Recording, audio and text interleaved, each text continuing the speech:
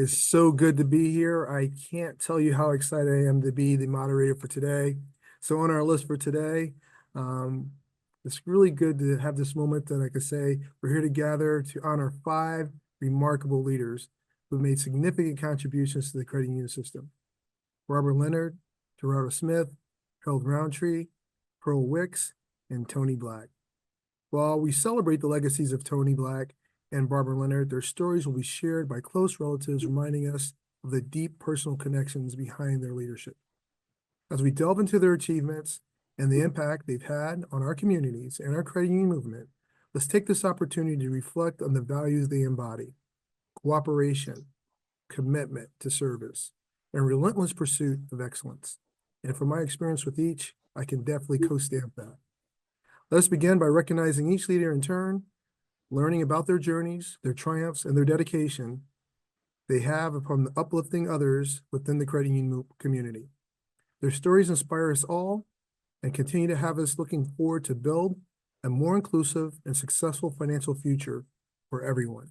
So now with that said, let's start with Serena, Barbara's daughter, and Tony Jr., Tony's son, whose influence and passion for the credit union philosophy have left indelible marks in our space. So with that said, I'm going to start with you, Serena. If you could basically maybe even speculate about your feelings or your thoughts on what this recognition would have meant for Barbara. She would have been very honored, but quite humble.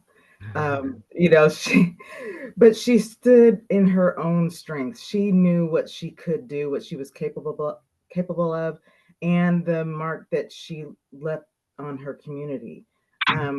I believe that it was intentional, yet almost secretive, because of how she moved, through this life. She was a humble servant, very dedicated to her Lord. So she understood being focused, but being proud of her accomplishments. But she was very humble. So I think that, she would have been proud, but very humble. I think you're right. And Tony Jr., can you kind of express what your pop would have felt as well? Yeah, absolutely. I think very similar to Miss Ashley. My dad would have been extremely proud, but again, very humble about it. I do know that his involvement with the AACUC, excuse me, he tremendously loved it, and it was a reflection of him being involved, and he carried that same leadership wherever he went.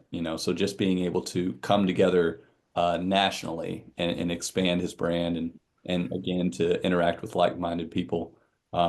He would have absolutely loved it and probably just treated it another day as there's more work to be done. So Yeah, I think you're right about that as well. And so for our other honored guests who are here as well, I'm going to start as always, ladies first. Pearl, if you could kind of chime in, then Gerardo, and then we'll go to Harold.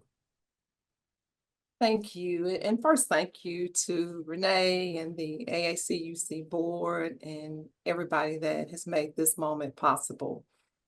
I can tell you that receiving this honor is and will forever be one of the highest accomplishments in my career. So I'm totally honored. The day that I found out about it, if I can just set the stage for a minute, I was serving on a jury. I had been called a couple times, but never chosen to serve. Well, this particular time I served, and unfortunately, it was a murder. So they had put us on recess. We had been looking at evidence all morning, and I just was taking a minute to just kind of reflect, meditate. God, so much has already happened in the lives of these people that's involved, and more is going to happen as this jury, renders a verdict. And so just meditating, contemplating, oh my gosh, serving my civic duty, but it was just a hard day. And I looked down, my phone is ringing. And I picked it up, and I don't have to tell you all that when Renee enters a room, when she, talks on the phone, the burst of energy and love is just there. And she said, Pearl Wicks, I am about to make your day. I had no idea what she was going to say. And when she said that the board has received and voted you to receive this, being inducted into this Hall of Fame, I was like, what? I mean, just the weight of the day was lifted. And that didn't take away from what was happening at the jury, but it was just the fact that someone thought enough of me to nominate and then to, be voted in.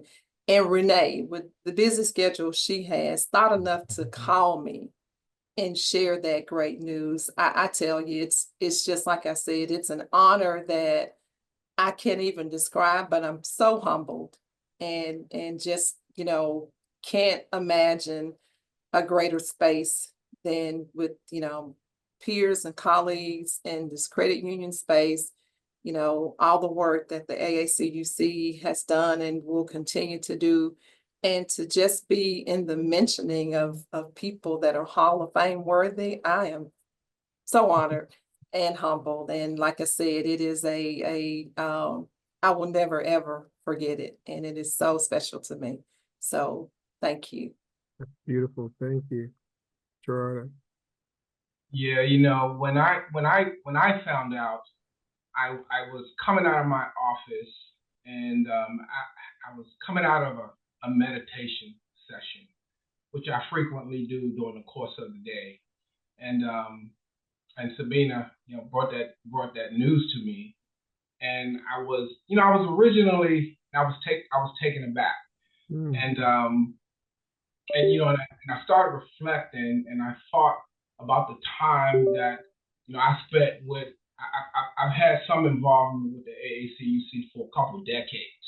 I'm from afar, but I remember when Renee was, running, the organization, off of her kitchen table, and and helping her, from time to time with things related to, the finances. But in my initial thought was how great it was to be recognized by, such an iconic organization. I mean, I've seen the organization go through many phases of growth, and I've always been proud of the work that the organization stands for. And then I immediately reflected on how proud my parents would be. And they're no longer with us or with me in the flesh, but they would have loved a moment like this. And so I thought back on those in the Hall of Fame today, and the influence that several of them have had over my career and actually in my life in general. And in fact, today I call a lot of those folks, my friends. I've spent a lot of time with a lot of great people. I've learned a lot from, them. And again, they've had quite a bit of influence, on my life. And I like to conclude by a second of being vulnerable here. And then I cry. Great. I appreciate that. I appreciate for sharing. And they need to hear that. They need to hear that. Harold, could you round it up for us? Well, last but not least, I want to say I'm honored to be with the folks that are being inducted today. I've been in this industry for 30 years, and I'm most thankful to Renee and the board for recognizing me. I tend to run behind the scenes. It's just a true honor, to say the least. We're out here on the West Coast, and we tend to just keep it going. Now, like we've had, I guess God has blessed us for me to be here. Sometimes, as my mom always said, a little rain falls into your life. This is truly a blessing. And I think more than anything else, it's just after all the time of working in the industry, and sometimes, it's just great to be recognized. I'm speechless for words right now after following all these great speakers. But without a doubt, it's a blessing, and I'm just honored to be here. I appreciate that. And, one of the lessons that Miss Renee has taught me over the years is you have to sit down and sometimes you got to take your flowers. So we're gonna make you take those flowers today, all of y'all. And a common denominator of a lot of great leaders is humility. So today I'm gonna have to talk that talk for you because I know y'all gonna be humble, but I do want to tell you it is a privilege. It goes both ways. We are so honored for you to accept this and be recognized as well. So now with that said, this wouldn't be AACUC if we didn't also have some learnings. So taking the opportunity to let you share a little bit about your story, because there's a lot of people on this call and this recording, they're going to be basically watching it and learning, and you're going to kind of hopefully give them a little bit of blueprint how to be successful. So sharing your story allows us to be able to see it, and then we can imagine it for ourselves as well. So with that said, I'm going to probably go right back to you, Harold, with the first question. And if you wouldn't mind, if you could tell us a little about your journey, specifically in your organization, and then kind of how you worked up through your way through those fields and eventually reached the level that you're at today. Well, I can say that I've been at Uncle Credit Union as a CEO for the last 13 years. I came into this role in that role. So I might go back a little bit to say that I joined the industry 30 years ago. I worked for Technology Credit Union. And again, I walked into that role in a senior leadership role. I think the thing that has helped me more than anything else is that when I've been asked to get something done, I give it my very best to do it. And if it can't happen, I want to be very transparent and say it, why it can't be done. Some of those roles have been, you get some things that you might start off doing things. I can always remember being the president of a CUSO. We were trying to get up a wealth management group. That it was in addition to my regular duties, and there's no compensation or anything along those lines for that role. But I learned a lot. I got a hidden paycheck by being exposed to areas that I didn't know a whole lot about, but learn along the way. Governance for board meeting, selecting directors, those kinds of things. That I think those kind of activities have helped me today. Managing facilities, which was always a challenge. Nobody else wanted to do it within the organization. And with all the things that I had on my plate, I always took it upon myself to I think there's always an opportunity to learn, and that's a hidden form of compensation. I love it. As they say, other duties as assigned, right? Like other duties as assigned. I would say that has been a good moment for me. I know there might be some additional questions. And again, please, I hope the audience doesn't shoot me. I did work for a bank. I've been in the industry for a long time. It's a $50 billion bank that doesn't exist anymore. I worked for First Interstate Bank. Wow. I worked for a $90 billion S&L World Savings, and I did a lot of things at those organizations working up through the ranks. Yeah. That, when someone asks you to manage the collections area too, and nobody else wanted to do those duties, and those were tough jobs. I always stepped up to the call when I could. Love it. Pearl, maybe you can also share your kind of entry point and your kind of journey to this path. So I started at Hope in 2007, back when the Hurricane Katrina recovery was happening. So we all know about that. I started, though, to help stand up operations on the Mississippi Gulf Coast. We were, Hope was doing work on the ground there, and some of the work with the home recovery, but also to provide financial counseling and education to members in the community so that they could receive their FEMA dollars to start the recovery of their homes. And so in that work, we were in a recovery mode. So some of the things, Harold, as you said, you do it all. I remember going to Walmart because we needed to conduct some interviews to get counselors started. We didn't have furniture in the space we were in, so we found some card tables. we were so excited. I mean, you would have thought we found gold somewhere, but we found some card tables and we were able to get those set up in the facility and some chairs and you know, start to have conversations with people to get them interviewed. After we started to set up operations, there were so many different things that once again the area was in recovery. So there, you know, there wasn't the local hardware store. Walmart didn't even have the things that they would normally have. Everybody was just trying to make the best of what they could while they could. And so I started doing that. We got the area stood up and got served over 10,000 people to get their funds.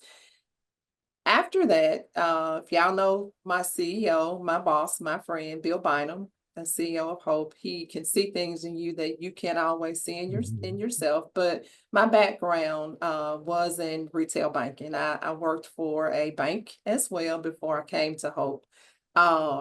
And had, you know, in the banking industry, you do get to grow up and you do a little bit of everything. But at any rate, my background was in retail banking. So as Hope was starting to build out the retail footprint for the organization, Bill brought me alongside him and the other senior leaders and executive leaders to help build out the retail footprint.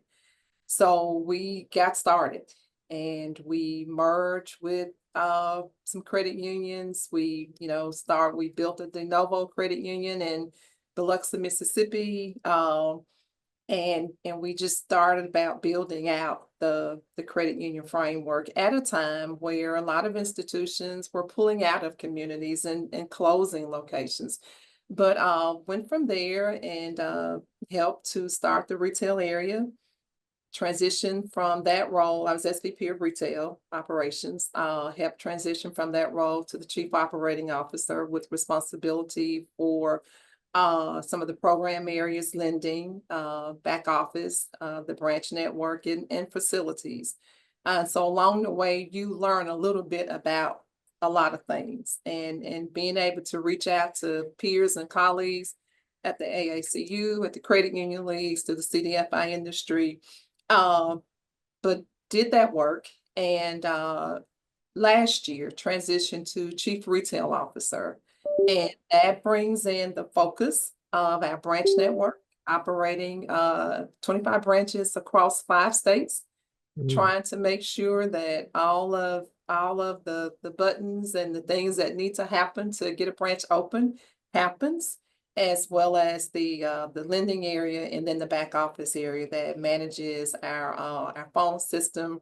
And one of the things that Hope continues and many credit unions like Hope to take pride in is when a member calls our call center, they're going to get a voice.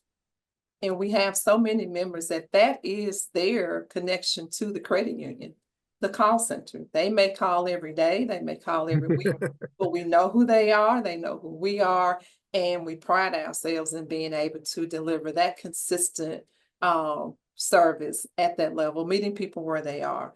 So as we're continuing this work on this journey to continue to connect people to the services that they need and deserve, I am, as I said, serving as Executive Vice President, Chief Retail Officer, and there's nowhere I haven't been around a financial institution. I've been a teller, I can sweep the floor, I can knock cobwebs out of the ceiling, but more than anything else, it is serving people and meeting people where they are to get access to the services they need across their journey. Pearl, it sounds like you're a Swiss Army knife from credit union world. You can do it all. So no wonder. And I'll just say this, I was really literally born to do this work. Wow. My name is credit. That is amazing. That's beautiful. So there you have it. I appreciate it. Girado. So first of all, full disclosure, I actually work for a bank as well. When I came out of college, and my second job was with the bank, and I worked in a unique area. in banking. I worked as a tax accountant, so it was a little different, but I definitely, got the banking, experience. And I will tell you, I personally don't think it's a bad word, because there are a lot of lessons learned in those experiences that you receive, in that world, because it's a different perspective altogether, quite frankly. And prior to coming to work for the credit union, I worked for the DC Water and Sewer Authority. And frankly, I had this nice cushy job, and I worked with guys on Wall Street, and we were putting together revenue bonds for the Water and Sewer Authority. It was the first issuance of revenue bonds that the Water and Sewer Authority had ever issued. So that was a lot of fun, interesting time, and got a call from someone in common with the old CEO, the CEO that hired me at Educational Systems Federal Credit Union, 28 years ago. And I was in that part of my career, I had just recently passed the CPA exam. I was feeling really good about myself. And that part of my career, I was moving, and I was open for different experiences. When the credit union reached out to me, the credit union was, and all you guys probably know, when you consider, camel raise, you can appreciate what a camel rating 4, 4.5, or 5 means. And so it was a credit. We were a credit union that was a camel 4 and drop it. And so a lot of my friends said, like, why would you want to do that? Why would you want to go there, and do that? And so I will tell you that the first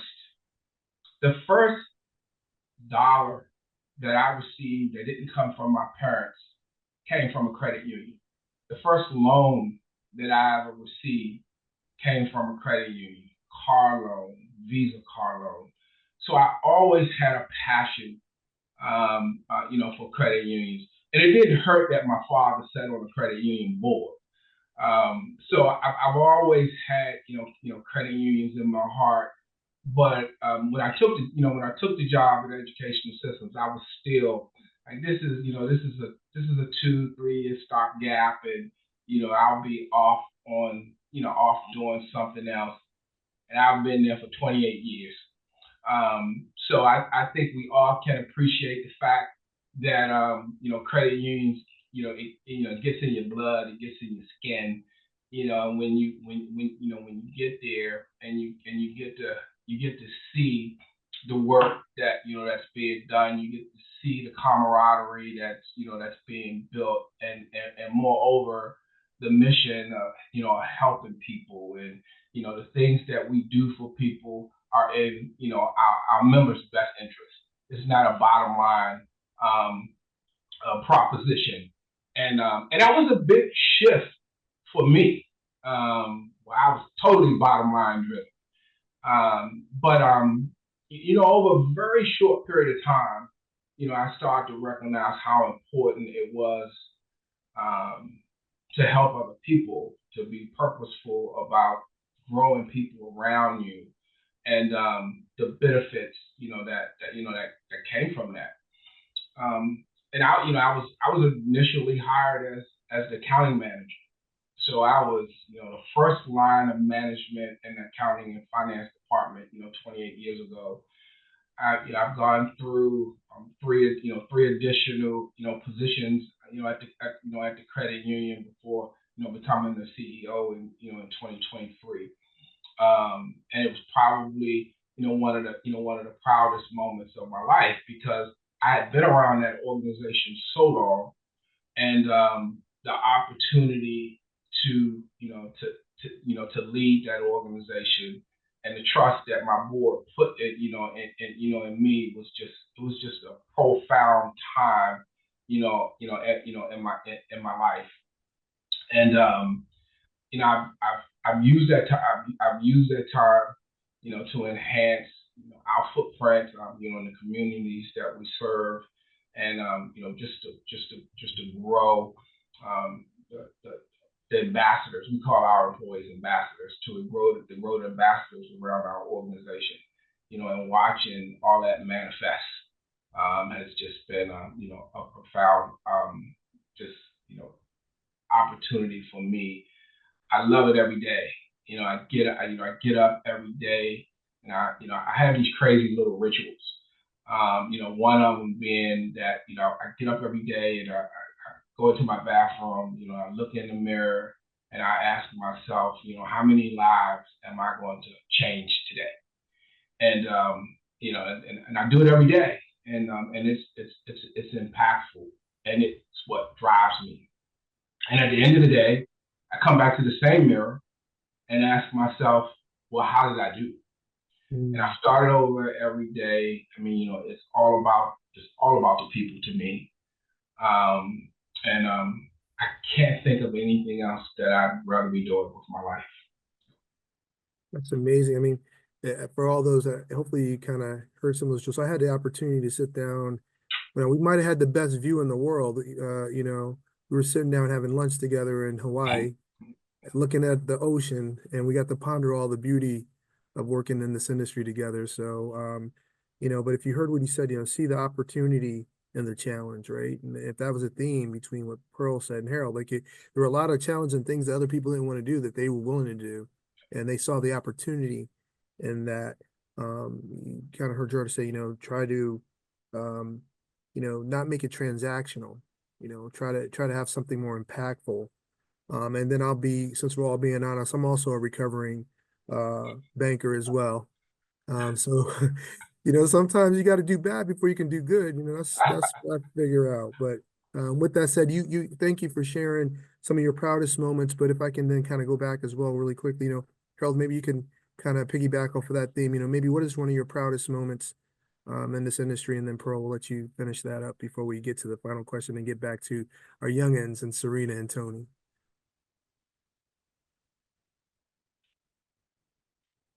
Harold, you're gonna come off the mute and give us your proudest moment. Okay, sorry about that. Okay, there's my technology. Well, my proudest moment is just muting myself, but that's a different story. But I will say, so more so than anything else, my proudest moment has been I've worked with an incredible amount of people over the years. And again, we're always talking about the hidden paycheck. I think one of the biggest things to me is seeing people that have gone on to flourish in their careers, that have worked, I hate to say for me, I'm going to say work with me while I manage those individuals.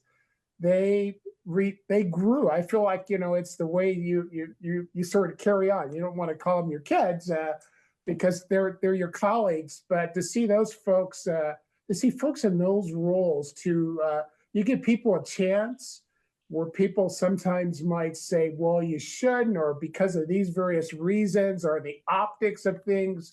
And the thing that has worked well for me is to see people, you put them in a role and you give them some guidance, and well, I hope there's no Philadelphia Eagle fans here, but they fly, Eagles fly, they fly, they soar when they do well. And I sat and look, I feel very great about those kinds of things. I can remember a situation where I had a lady when I left Tech, at Tech CU, and she just retired after, I call it 30 plus years.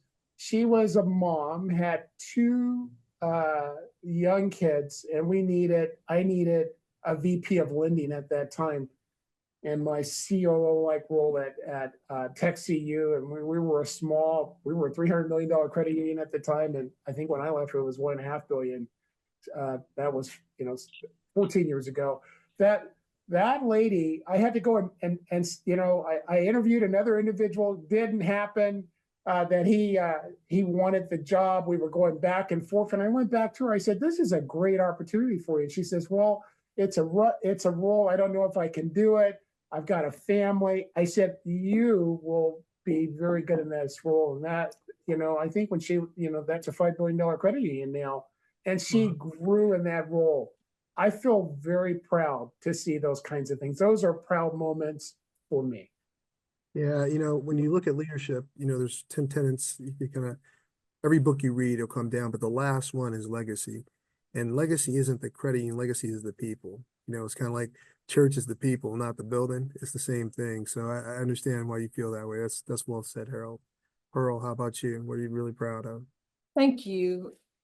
I talked about earlier the mergers that we've done at Hope for whatever reason that the merger was needed. And so, but being able to get into those communities and talk to the people on the ground, the pride they had in their credit union, and to know that through the merger, we were going to be able to continue that pride, continue that legacy. When we've gone into communities, we make sure that the buildings are, are well kept. And so they look good on that quarter. We retain the staff because people work with people. So that's important. So you're continuing to build that community. You're continuing to grow that staff, and you're bringing something to the community that, that's their credit union. That's their facility. Those are their employees. And so, yeah, credit union members are credit union owners, but they really do have so much more value. And so every time that we have taken on a merger and merged with the credit union and brought, the people, the buildings, and the community, it is such a moment of pride to just step. It's a lot of hard work. You all know that, but it is such a moment of pride. And so one that I remember the most, and I'm so proud of, I live in Mississippi, and we started having conversations with Woodrow Keon. Many of you may remember his name. He was the president and CEO of the College Station Community Credit Union over in College Station, Arkansas. I'd never been to that part of Arkansas, so just really traveling there, because this was before there was GPS, and you had to, remember the marker. Okay, you turn left at that red tree, and then right down the road. So just getting there was a challenge, but it was so rewarding, because as we were working through the merger and all the particulars you go through, the approvals, having the board to meet, having the members to meet, Mr. Keon was right there, and he was probably late 80s at that time, close to 90, but he was still showing up every day. He taught me how to use the FedComp system. I had been on other systems before that, and we got in there one day and figured out how to print a check. And we was like, okay, we did that. But working with Mr. Keon, and once the merger was approved, once he knew that he was going to be able to extend his legacy, he stepped back in the office one day and he closed his eyes and he said, wow, I am so happy. I am so proud. Bill Bynum's going to take this credit union on. He's going to merge it with Hope. And we're going to continue to do the things that we started out to do with this credit union when it first started in College Station, Arkansas. I literally saw Mr. Keon add 5 years to his life. Wow. The weight was just lifted from him trying to be the CEO, the loan officer, the collector, working with NCUA, but he was not going to let go of it until he could put it in the hands of somebody that he knew would carry on his legacy. And that just made me so proud to work with him, to work with his family on Wednesday nights. If I was in town, he said, well, be sure to come to Bible study. And all of that was so important. But just seeing him be able to continue to have his legacy extended, one of the proudest moments of my life, among many that I've seen and heard as I've gone through working in this industry, and being able to have the opportunity to extend the life of credit unions through mergers. We value Mr. Keon and the work that he did. We continue to operate that branch in College Station, Arkansas, and to carry on his legacy, we named the building the Woodrow Keon Building. So that y'all, besides, in addition to being inducted into the AACU Hall of Fame, that work with Mr. Keon is one of my proudest moments. Yeah, I see you came off speaker, Gerard. Did you want to add to that? Do you know Mr. Keon, Gerard? I do not. I'm just sitting here and my heart's just warm and listening to these stories. One of the things it's all about the stories, right? And then I think if you live a life well done, it's just a continuous connective part of stories to the next story. And we appreciate you sharing. I'm going to give you guys one final question before I get to talk to Serena and Tony about their folks who I didn't get to know really well. So I can't wait to dive in there. But for each of the three of you, if you wouldn't mind just thinking, there's probably some of the younger and upcoming credit union folk just starting to drink the Kool-Aid, still on that Similac. If you could give them just maybe one thing, I read a book once called One Thing, and it was the thought that if everyone just gave one thing that we could do or follow, it wind up being millions of things that we can make this world better. So, maybe Gerard, we could go with you since you're ready, and then Harold, and then Pearl. If you can just give us one thing that you would tell a 20-year-old entering the space, wondering if they should stay with it or not. Let's see what you got. Yeah, that's one thing, huh? I have a list of 6.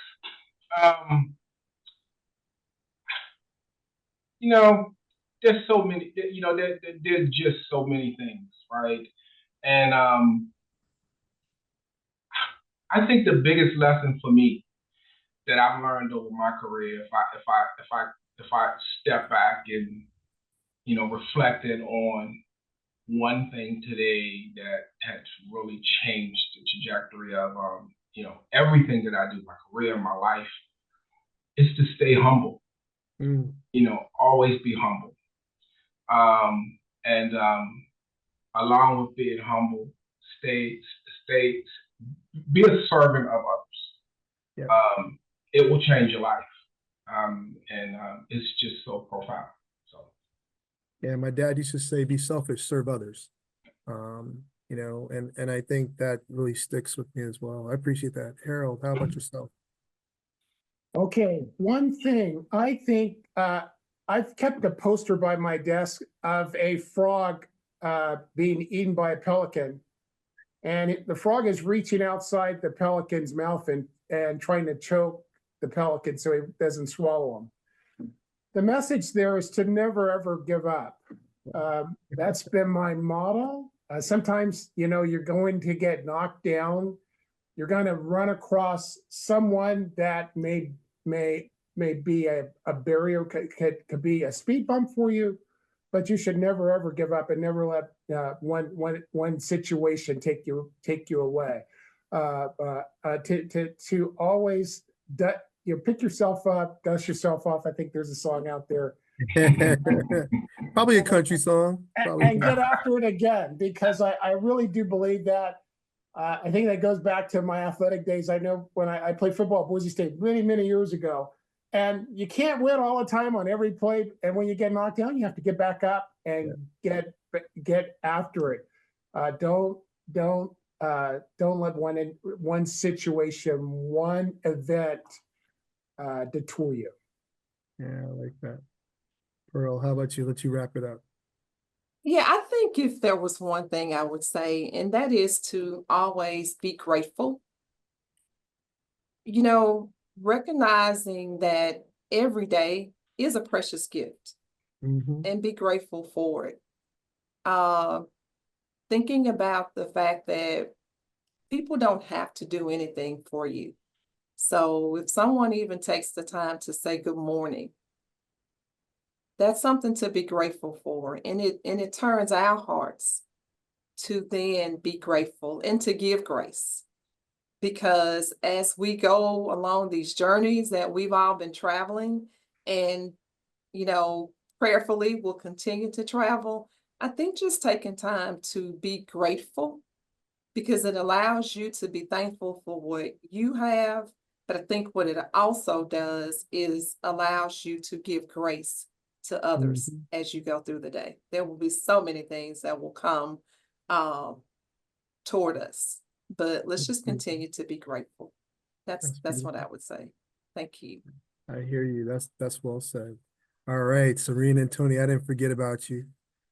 So Serena, I'm going to start with you right now as we kind of get back to talking about your folks and your people. You know, we jokingly on my list of questions, they kind of listed you as CU kids or like, you know, if you're a preacher's kid, you know, because there is something about being a CU kid, because you already indoctrinated day one on this CU thing, right? This Kool-Aid we drink, right? That this special background that we come from, and I know how much your parents gave to the industry, and sometimes, you know, it may be at your expense, but you can see the fruit of the labors by the many stories I'm sure you came across when you run into people, and they still probably see you and they tell you stories about your mom or your dad, Tony. So, Serena, maybe you could start with that. Maybe just talk to us about, you know, kind of your memories of them and their work and their labor of love in the credit union space. If you could start with that, Serena, that'd be great. I'd love to hear that story. Certainly. So my mother worked for the phone company at the time. It was Pacific Northwest Bell before all the mergers. And my earliest memory was the Oregon Telco Credit Union, now Unitas Community Credit Union. It was right on the campus or across the street from the phone company. And so I remember going in there and, you know, having my first account started there. And she made sure that each family member knew, like, at that time it was only for the phone company employees and their families. It has grown now to be much more than that. And to her credit, as being part of that journey. But I just remember her, you know, connecting with family and making sure that they understood their financial responsibility, you know, and then, you know, how far their money can go. And then just starting simply with a savings account, you know, and then having different conversations later. And I was really young at that time. I think I was in middle school, maybe earlier. Yeah. And I was her shadow. So everywhere she went, I went. If it was a work training or facilitating, I sat in the corner, you know. So when she was going out and doing these different things and participating with the credit union, and as a daughter, as a kid, I didn't know all the spaces she was in. I actually learned so much after she passed away about how pivotal she was in so many spaces that she occupied. And it's just amazing to hear where did she have the time, you know, but she was very intentional. If she decided to do something, she was doing it, and she was doing it to the 10th degree, putting her best foot forward. So, yeah, I just know that when Oregon Telco Credit Union was in its infancy, she was there making an impact, making sure the employees knew the resources there, making sure families were connecting. That's beautiful. How about you, Tony? Yeah. I'll start by saying you never really know all of what your parents do. So it's amazing, you know, since he's passed, how I continue to learn more and more Mm-hmm. about, you know, the work that he was doing. And just from listening to all of the honorees here today, you know, listening to you all's individual stories, I could reflect and be like, oh wow, I remember my dad doing this and that. You know, my earliest memories come early 2000s, right? In Houston, I think we had a major flood that wiped out everything. And I just remember my dad having to go every single day during that period of time to make sure that everybody was good and everybody had their money. I remember I would call and we do routine checks every week. And he would always say, oh, you know, this is a busy time. We've got auditors here, you know, during this time, we've got this going on and that. And so I've always been able to watch from a distance, and truly appreciate the work that he's done. You know, from the credit union to the branch, you know, even going out and maybe having to secure, you know, something from, you know, if somebody bounces back on a loan or something like that. So all of these things I've learned and I've tried to implement, you know, his legacy into my own walk of life. But just overall, just being adjacent to the work, but still carving my own path, I think has been very valuable in my own life experience. Yeah, well said. And I had the opportunity to run into him a couple times, and it's so funny looking at you grown. And I hear him in you when you talk, so it's definitely moving. Maybe if you wouldn't mind, maybe, for both of you, we all have these catchphrases. My kids make fun of me because I hear them quoting everything I say and saying it back to me like it was their own. But what if there's one thing, one phrase, Tony, your dad would say all the time that now you kind of hear it in your head, like maybe if you wouldn't mind sharing that. Yeah, absolutely. Man, the most immediate, he had a lot, right? But Yeah. the most important one that's really stuck with me is get a little bit out of everybody. And he Wow. used to tell me that, and I understood it from a perspective of your friends and your peers growing up, but it's reflective in the workplace. It's Mhm. reflective in your relationships at home. It's reflective in anything that you do. Get a little bit out of everybody, and he definitely stood that. It was a reflection of everybody. He knew everybody, and everybody wanted, and he made sure to recognize everybody. Again, it was spoken about today. So him just being approachable, him making sure to engage in conversation with everybody and making everybody feel like a valued member of the team. Yeah. I think what, Yep. what is what really drove the camaraderie around the work that he did. No, not only at Baylor, but traditionally, since he started in the industry, I think in the early 80s, which is obviously before I was born. That's what I would say. That he used to say a lot. That was great. Serena, what about for you? What did Barbara say? That one phrase. It's funny. I just have to say it, and I'm saying it to my kids and people I know.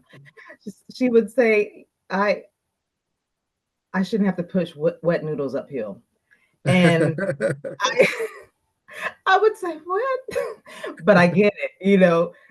Put your energy where it matters. Yeah. You know, and she was very much into mentorship and encouraging others to be more than what they think they are, Mhm. do more than what they think they can do, Yeah. because just put the bar up higher. Mhm. And she instilled that into me and my brother quite a bit, where I'm now passing that on to my children. There are situations you're in that you don't even remember the route that you took to get there. Yeah. Someone opened the door for you, Yeah. and so put your energy in the things that matter, Yeah. and do more, push yourself to excel in a bigger, better space. Because when you look back on your journey, you are in awe. And then you can see all the people that had a piece in that journey and in where you are today. And then you have no regrets. Yeah. That's spot on.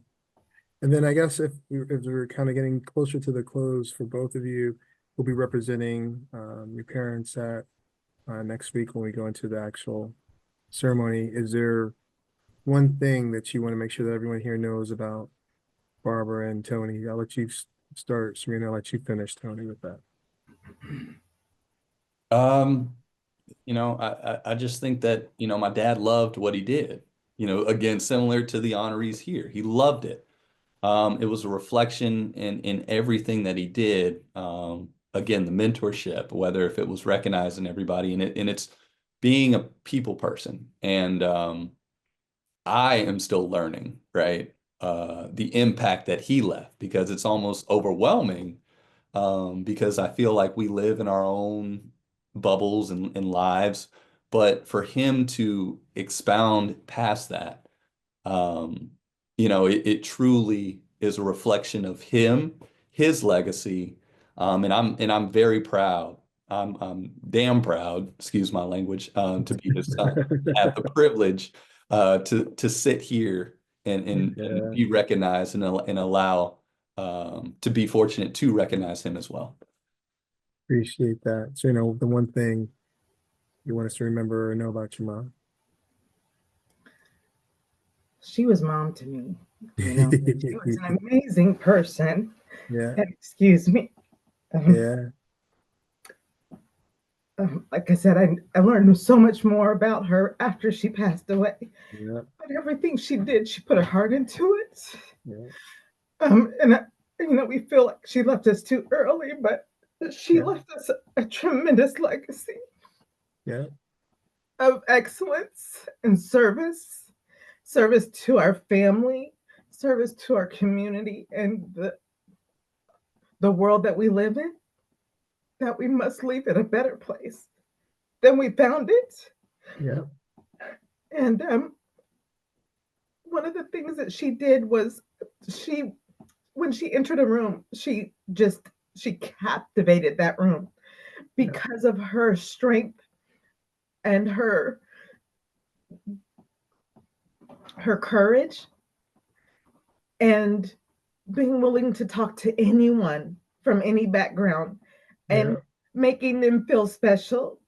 And she was the best delegator, so she could tell you to do something, and you're like, did I just get reprimanded? But our family created a scholarship in her honor after she passed away, so that we could tell the story of her mentorship and her what she valued, which was education and continuous learning, not just going to college, but having that drive to continue to learn more so that you can actually stand in different spaces and environments and have those conversations and sit on boards, be chairs of boards. She was the first female chair of the United Community Credit Union. Wow, and Black female. And so those are the things I honor and cherish about her legacy. That I kind of stopped trying to be her a long time ago. I realized I was not going to meet that challenge. I wasn't going to hit that bar, but I do remember the things that she would say and how she would say them and how she carried herself. And my life's work is to honor that legacy. Well, just so you know, they'd be very proud of both of you. They live on through both of you. And we actually have a couple other Hall of Famers I can see briefly crossing my screen. Some dear friends. I know Tim Anderson sent a couple shout outs in the chat for you, Mike Mercer, Larry Sewell. We got family on there with Maurice Dawkins, AJ. We got you got a lot of superstars on the stage right here listening and celebrating you. But we want to say, this is your time to take these flowers. Whether you want them or not, we're gonna make you take these flowers, right? We're gonna sit here and brag on you a little bit, and then hopefully just in this time you can feel honored and recognized and be seen. I think that's the most important thing.